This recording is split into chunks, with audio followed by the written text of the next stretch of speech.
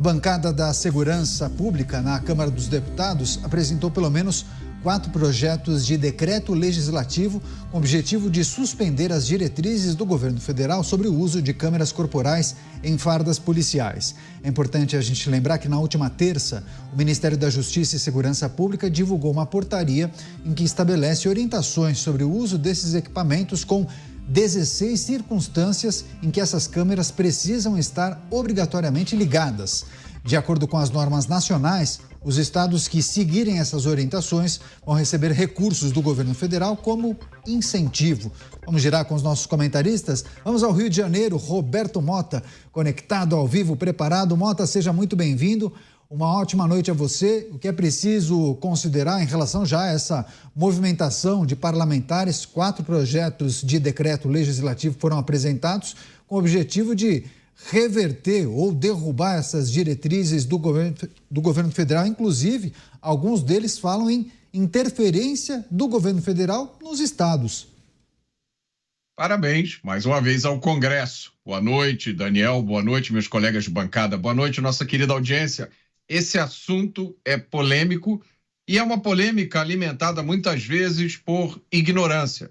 Muitas vezes, pessoas bem intencionadas, mas sem qualquer conhecimento da rotina de um policial, se metem a dar palpites. Por isso eu achei interessante o PL 606 de 2023, que proíbe a exigência de câmeras em fardas de policiais militares, enquanto a mesma exigência não for feita para todos os servidores públicos. Eu acho que esse projeto foi no centro da questão. Por que os médicos da rede pública não usam câmeras? Por que os professores das universidades públicas não usam câmeras? Por que os defensores públicos não usam câmeras? Por que as outras polícias não usam câmeras? Por que câmeras apenas para a polícia militar? Eu garanto, quem se aprofundar nesse assunto, quem realmente procurar a resposta para essa pergunta, vai se surpreender. É isso, movimentação dos parlamentares que tentam derrubar essas diretrizes que foram divulgadas essa semana pelo Executivo Federal, sobretudo o Ministério da Justiça e Segurança Pública. Vamos chamar também com a gente Luiz Felipe Dávila ao vivo. Dávila, seja bem-vindo, uma ótima noite a você. Esses deputados argumentam que as diretrizes precisariam ser elaboradas por meio de uma lei federal e analisadas pelos congressistas, deputados federais, mais senadores. De fato, né, não houve um debate amplificado desse tema, né? Boa noite, Canhato. Boa noite, meus colegas de bancada. Boa noite à nossa audiência. Bom, eu queria fazer aqui 2 observações muito importantes. Primeiro, é preciso respeitar a autonomia dos governos estaduais que desenham as suas políticas públicas de forma distintas e que cada um vai ter uma estratégia. A Polícia de São Paulo, o secretário de Segurança de São Paulo, o governador eleito pelo povo paulista, escolheram ter a Câmara como um dos indicadores importantes numa estratégia de segurança pública chamada Muralha Paulista. E o que eles esperam com essa Câmara?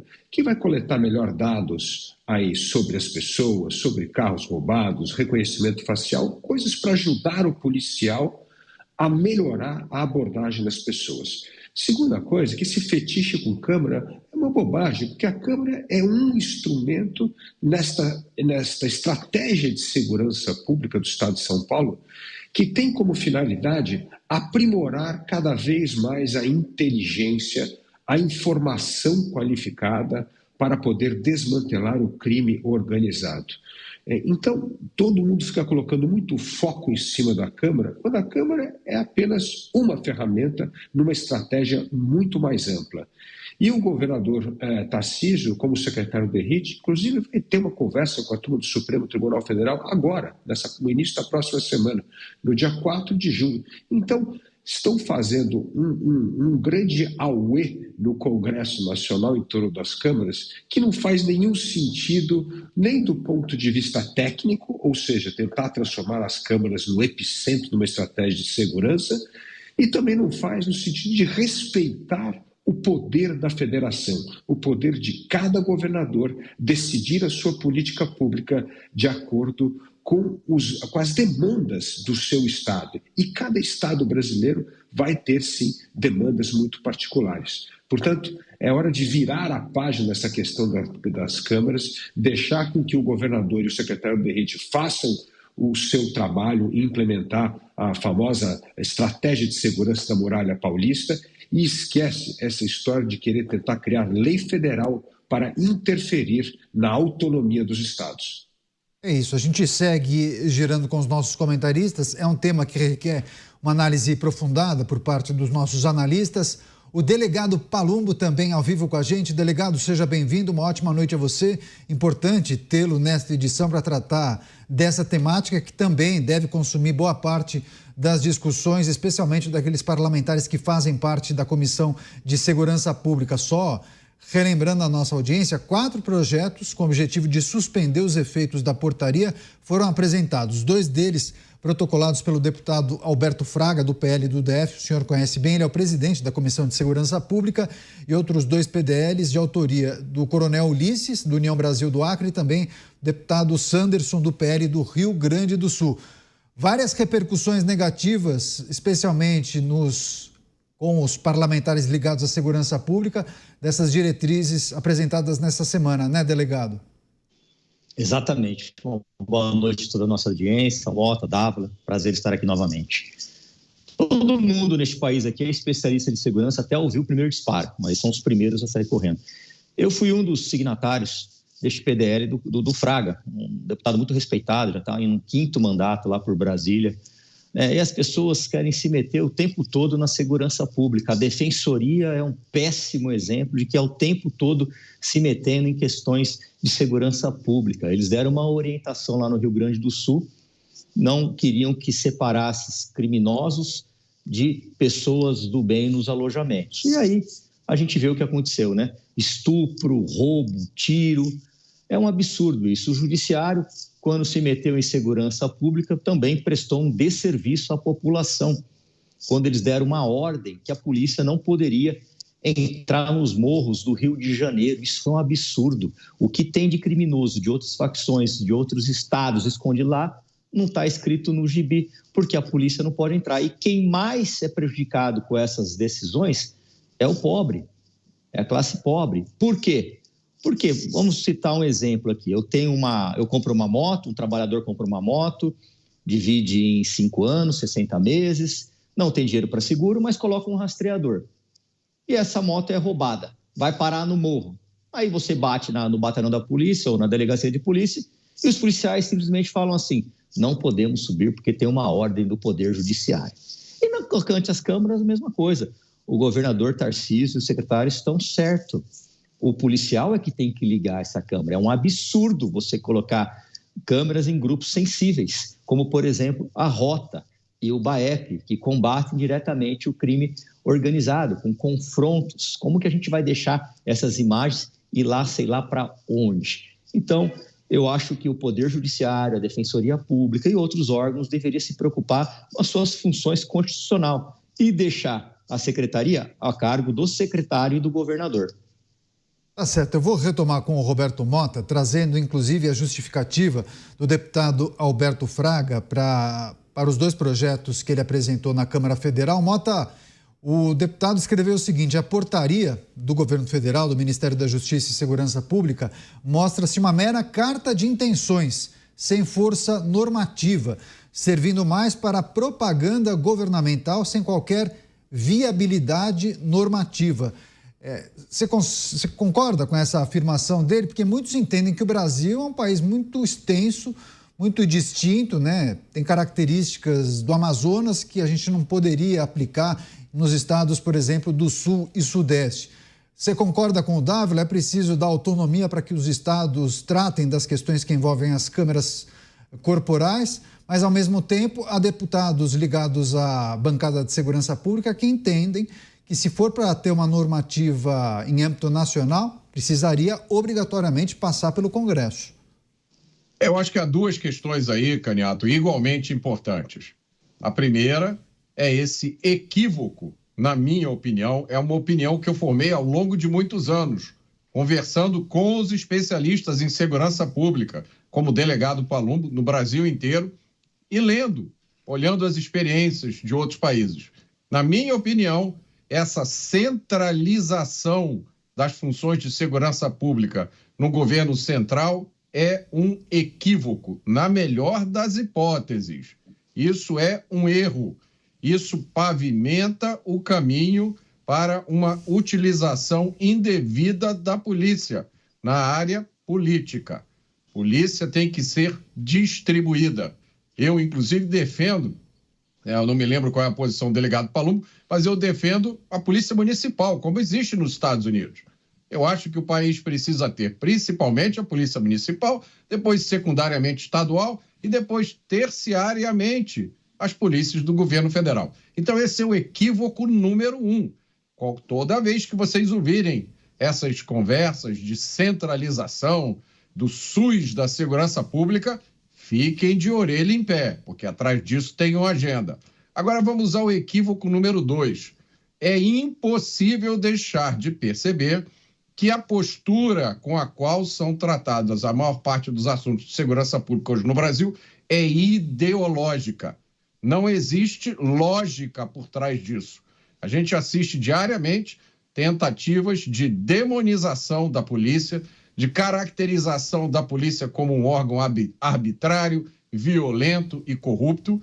Está acontecendo diante dos nossos olhos tentativas desesperadas de manter um dispositivo absurdo, imoral e ilógico da lei, que é a tal da saidinha. Mesmo depois do Congresso Nacional, seguindo todos os ritos da tal democracia, Estado de Direito, República, bolsões de resistência se formaram no Estado brasileiro, que se recusam a aceitar. Já estão dando todo tipo de sinal de que o fim da saidinha não passará, com todo tipo de argumento. Então, são essas duas coisas. A centralização de poder policial no governo central e um viés completamente ideológico. Isso não afeta só a discussão das câmeras, é óbvio, afeta toda a discussão sobre segurança pública. Pois é, antes de passar para o Dávila, quando o Mota defendeu a criação da figura da polícia municipal, como acontece nos Estados Unidos, o delegado Palumbo fez um joia. Quer fazer um arremate, quer fazer um comentário em relação a essa possibilidade, né? Tornar a guarda municipal ter poder de polícia, seria mais ou menos por aí, delegado? Exatamente, o Mota foi muito feliz nos seus comentários, ele está certíssimo. Eu sou um dos autores da PEC 57 para colocar a guarda no artigo 144 da Constituição Federal como polícia municipal, para acabar com aquela celeuma de decisões dos tribunais soltando traficantes, soltando bandidos, com a desculpa errada de que o policial não poderia abordar. Qualquer um do povo pode prender em flagrante. Qualquer um do povo, basta ter coragem. E as forças policiais têm obrigação. Então, se a guarda aborda alguém e a pessoa está em flagrante, acabou o problema aí. Mas os nossos tribunais têm entendido de maneira diferente, soltando criminosos, passando a mão na cabeça do crime, literalmente. É isso que está acontecendo. Nas cidades onde o prefeito, sabiamente, investe nas guardas, os índices criminais despencam. Eu posso citar vários exemplos. Um deles é São José dos Campos, uma cidade totalmente monitorada, com viaturas modernas, bom armamento, uma boa base, um bom salário. O que acontece? Despenca os índices criminais e São José dos Campos é uma das cidades mais seguras do país para se morar. Quer fechar, Dávila, por favor? Bom, o exemplo do Major Olímpio mostra muito bem isso aí. Desculpa, do Palumbo, mostra muito bem isso. O que mostra de importante? É a autonomia dos estados e dos municípios. Porque nós temos de aprender com a experiência de sucesso de São José dos Campos. Hoje eu estou aqui em Indaiatuba. Indaiatuba também tem uma política municipal de muito sucesso que reduziu dramaticamente a criminalidade por essas câmaras que o deputado Palumbo acabou de mencionar.